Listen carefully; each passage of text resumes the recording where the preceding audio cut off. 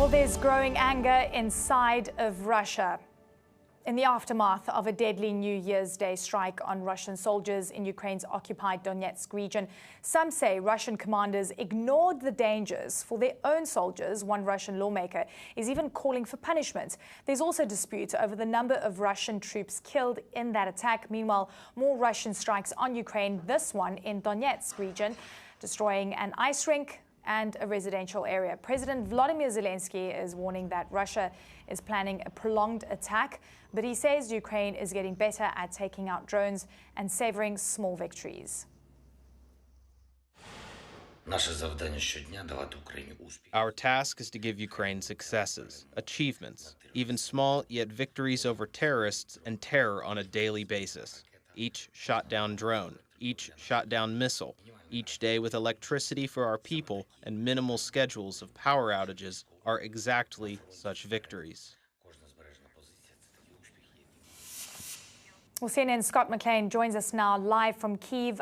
This attack on Makiivka, it's interesting to see the death toll numbers from the Ukrainians and also the Russians, but also, interestingly, the criticism that's coming from within Russia on commanders operating on the ground.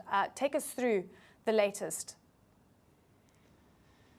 Yeah, you're not hearing any criticism from within Russia of the Ukrainians. This is war. What you are hearing, though, is certainly some level of frustration with the military and intelligence leaders who allowed this to happen, who allowed so many Russian troops and equipment and weaponry to be essentially in the same place at the same time, especially on New Year's Eve when Russia was launching strikes of its own. It's essentially made these Russian troops and equipment sitting ducks and pretty easy targets as well. Some pro-Russian bloggers are accusing the military leaders of incompetence, even 10 months into the war, saying that, look, the lessons ought to have been learned by now, that there are plenty of open buildings, plenty of places for Russian troops to station themselves so that they are dispersed and they're not concentrated in one single area. You also have pro-Russian former officials from the Donetsk People's Republic suggesting that look, the Russian military has underestimated the capability of the Ukrainian HIMARS system, the U.S.-supplied longer-range multiple launch artillery system that they say actually carried this out. And then you mentioned the death toll figures, which are miles apart from one another.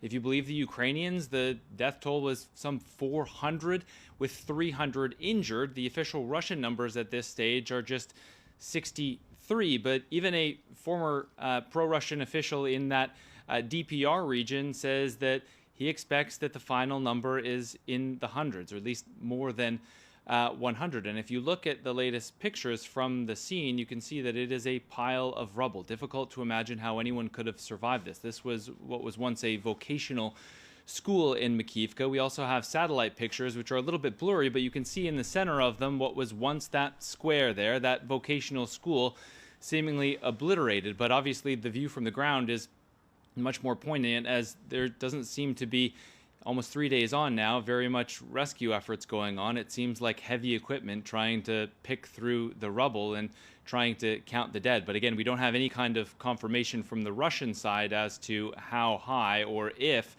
that death toll will in fact increase. Scott McLean, thank you so much.